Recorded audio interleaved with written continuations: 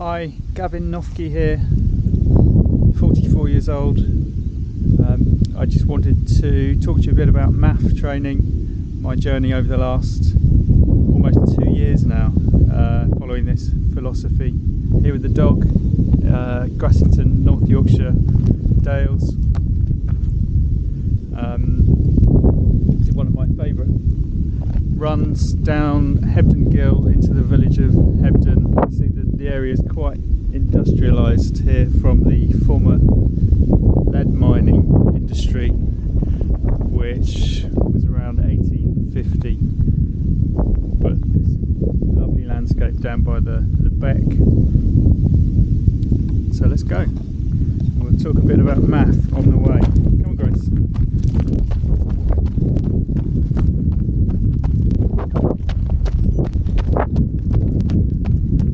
So I'd always I'd describe myself as an average runner. Had a PB from when I was a kid of 42 minutes for 10k and 1:35 for a half marathon. And now into my 40s, I never thought I would get near those times again. Put a bit of weight on since those days. That's when I was 18 I did those times. Yeah, I didn't think I'd get near them. I was running 47 minutes for a 10k, 1:45 for a half.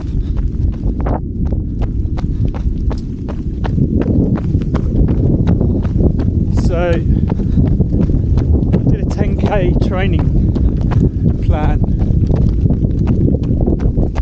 I was really chuffed. This was in 2018. Really chuffed to do a sub 45 10k. Just made it at a 44:59. I was really chuffed to do that. Did a bit of marathon training. My former PB was 3:55 from 2004, and in 2018 with a bit of training managed to run 3:43. So again, really chuffed. But I knew I could go faster. Didn't really think I was progressing that fast just using normal training. And then a friend of a friend recommended reading Dr. Philip Maffetone's book, the big yellow book of endurance training and racing. So I'm from a scientific background and started reading this book. It's quite in depth, but it made real sense to me. I actually couldn't put the book down. So, having got through the book, I thought I'm going to give this a go. I haven't got anything to lose. And I thought, yeah, I really want to run a fast marathon before I'm sitting in my armchair, age 70, with pipe and slippers, thinking, God, I wonder how fast I could run, or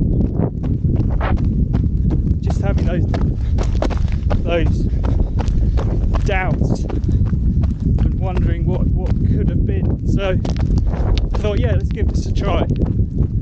I thought I'd give it a year and see where we are after a year. So this was in June 2019. So I religiously stuck to training in my MAF heart rate. So just to explain what that is, Dr. Maffetone, or Phil, we'll call him Phil, he stumbled across this formula.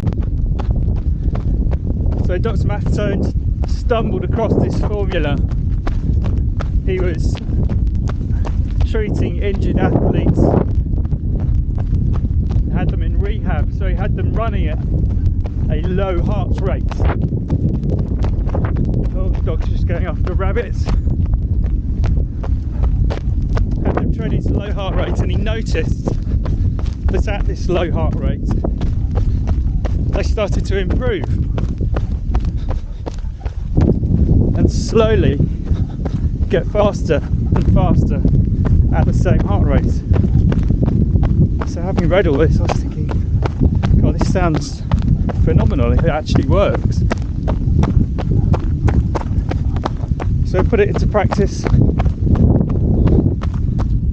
I started running with my MAF heart rate, maximum heart rate of 138. So between 128 and 138. Dr. Maffetone says if you calculate your MAF heart rate is 180 minus your age, then you can either plus or minus 5 or 10 beats a minute. So you add 5 or 10 beats a minute if you're really fit, haven't been ill, haven't been injured. However, I'd be really cautious doing this because a number of people have added these beats per minute and then regretted it. I would start low personally, and then if you're unfit, unhealthy, have been injured, you can deduct between 5 and 10 beats a minute.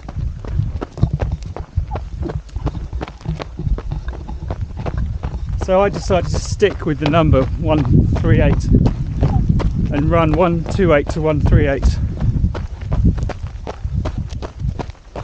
And this was in June 2019, and I signed up to the Manchester Marathon in April 2020 and started a training block with Josh Sambrook, who's a very quick marathon runner, and just cross the beck.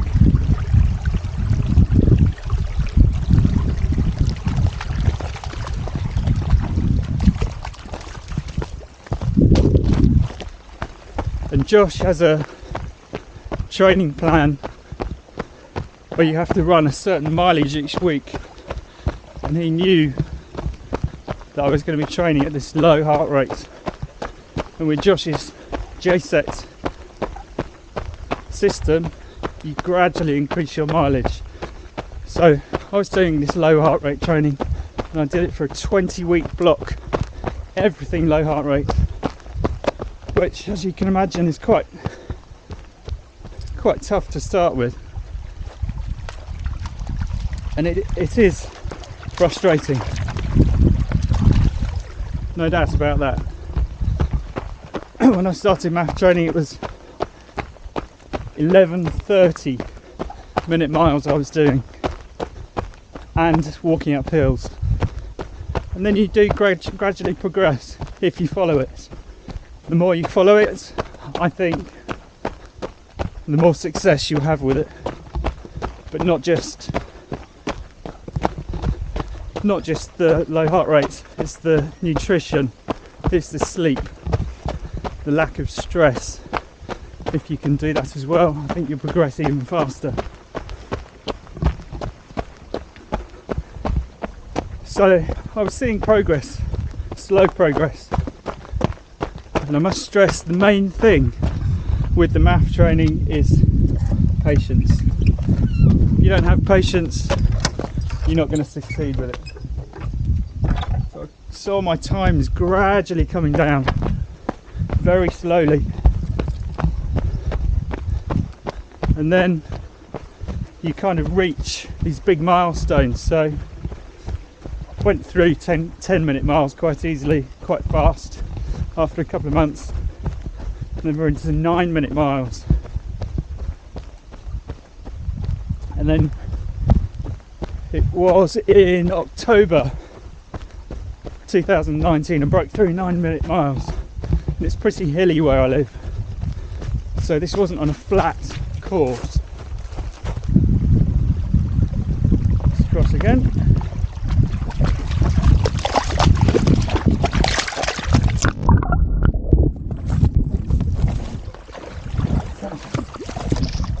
Let's have a quick drink.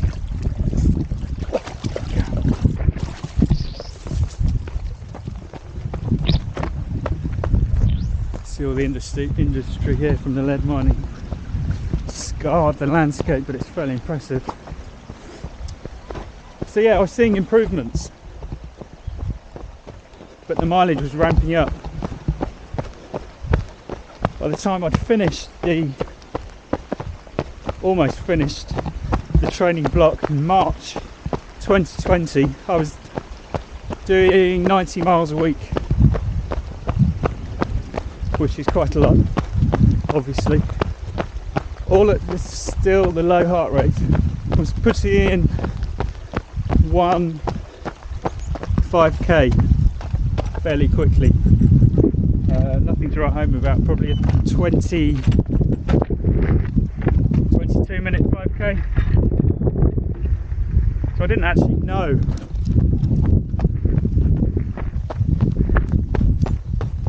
whether this training was going to work.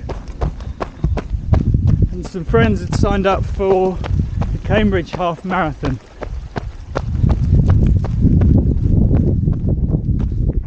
See the old shaft and the wheel. In March 2020. And having spoken to Josh, he said, I reckon you'll easily be able to run a 140. My target marathon time that we've been training towards was a 3:14. I was trying to beat 3:15. Josh was fairly confident that I could go for that time through all the training I'd done. So that was going to beat my PB by almost half an hour. So I ran the Cambridge half. Didn't really even try and go quickly, and suddenly running at speed felt really easy. I can undo this gate.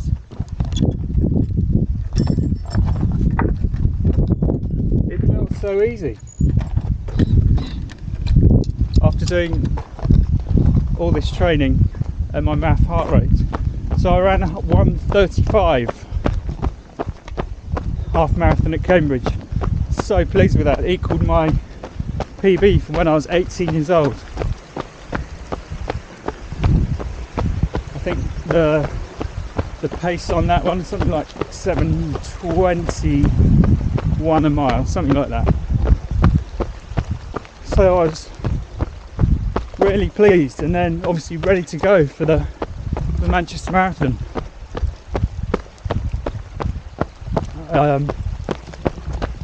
And then of course coronavirus hits, but it wasn't the only thing that hit.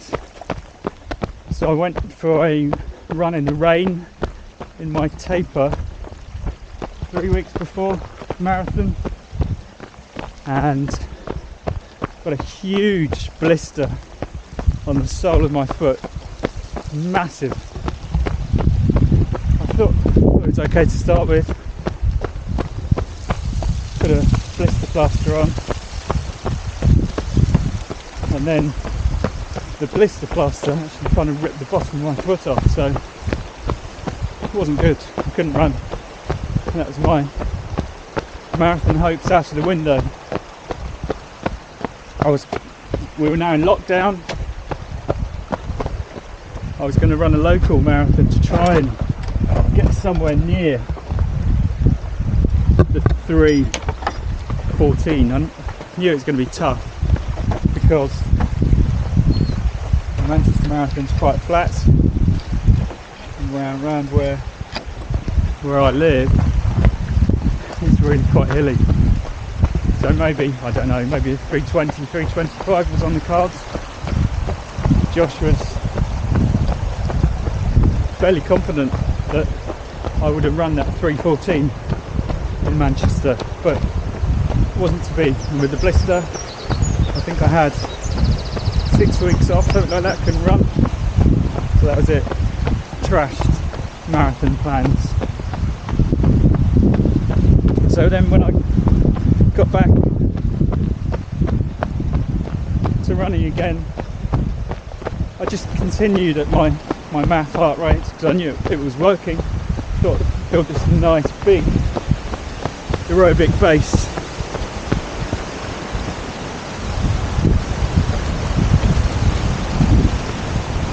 And go for another one, maybe in October when the marathon was rescheduled for, or the following year, 2021. So turns out that the October marathon was also cancelled, so I just kept on running MAF 128 to 1238. But now I'd got older since I'd started doing it, so I actually reduced my heart rate to 136 and found that I started improving even more, which was great. So it's now March 2021. I've done a proper MAF test without any hills, and I'm now down to 7:41 per mile for my MAF pace. So I've come down from 11:30 to 7:41. So yeah, it works. Well, for me it works anyway. But really have sorted out my nutrition. That's helped hugely. I'll go into that more detail probably in another video. So recently I have been working from home for the last year, which has helped. I've been able to run more, pretty less stress, not going into London on the train, having more time to run. That's obviously going to help. But in the last year I've broken my 5k PB, wanted to go under 20 minutes, managed to run 19:59, so very pleased with that.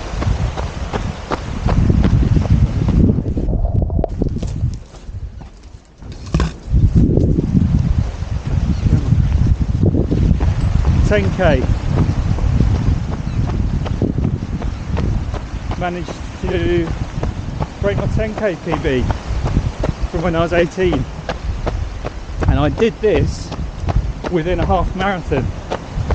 So I thought, I'll try and go under 1:30 for a half marathon, and managed to do this. Probably see the video.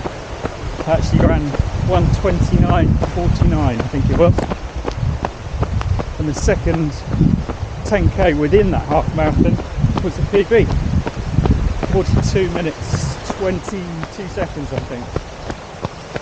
So this MAF training is really working.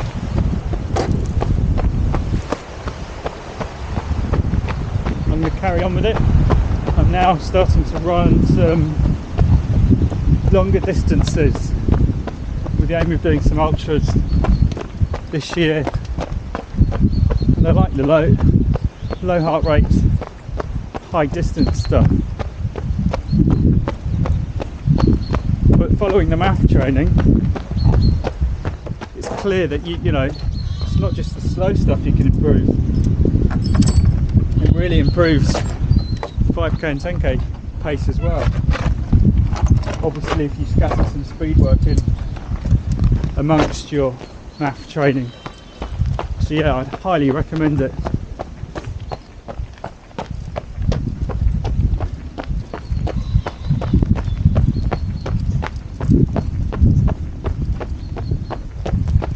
But I'll go into some more detail with regards to MAF training in a different video.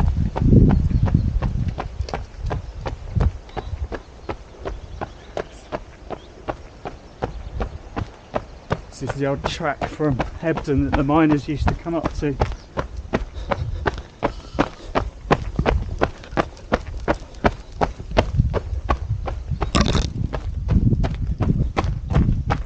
Now we're going to head down to Hebden, down to the river.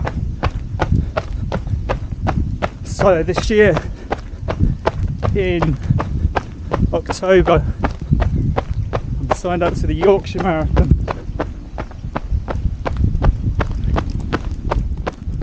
All being well, if it runs. Can't. Grace, come on, with me. Thank you.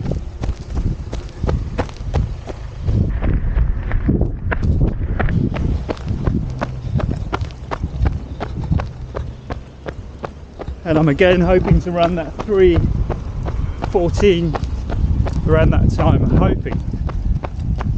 Could I go for the sub 3 hour, but now I know what that feels like from running a sub 1:30 half marathon. I'm not sure I could hold that pace for an hour, but who knows? Who knows?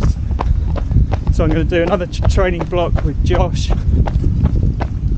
leading up to the Yorkshire Marathon, which will be mostly MAF heart rate again. Hopefully my MAF HR is going to decrease even more. So I've almost been doing it for 2 years, but yeah, seen serious gains.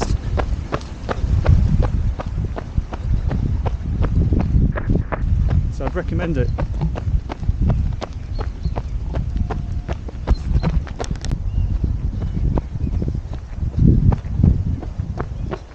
So by far the best resource that I've found since I've started doing MAF training is the extramilist.com, Floris Gearman's website, where he's got numerous podcasts with athletes and amateur athletes like myself who are just trying to progress and make themselves a little bit better.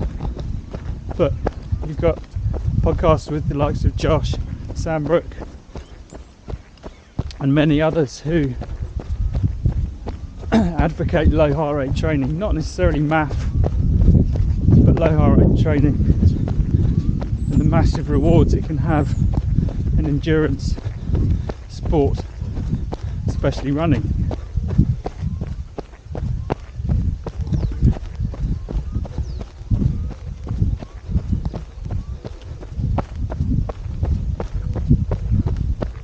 Dog wants to go in the river.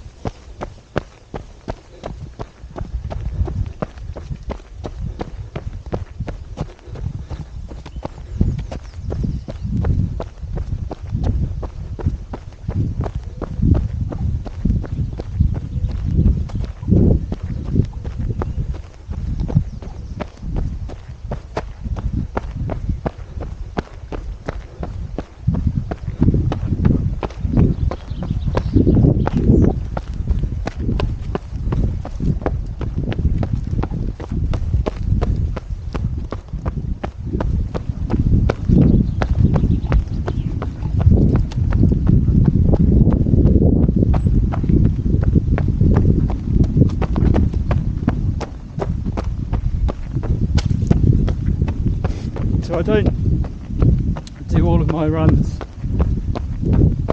that high end of the aerobic heart rate. Do quite a few lower, which I think really helps as well. So this run at the moment Alright, it's been going really slowly to be honest. Over 10-minute miles. But that's with gates and styles. I'm averaging 124. So yeah, you don't really need to run fast all the time. I don't think anyway.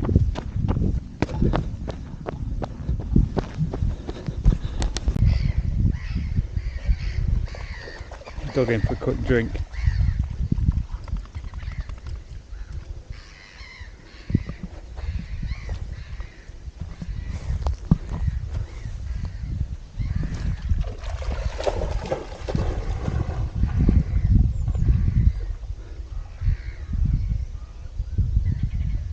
Good girl. Come on.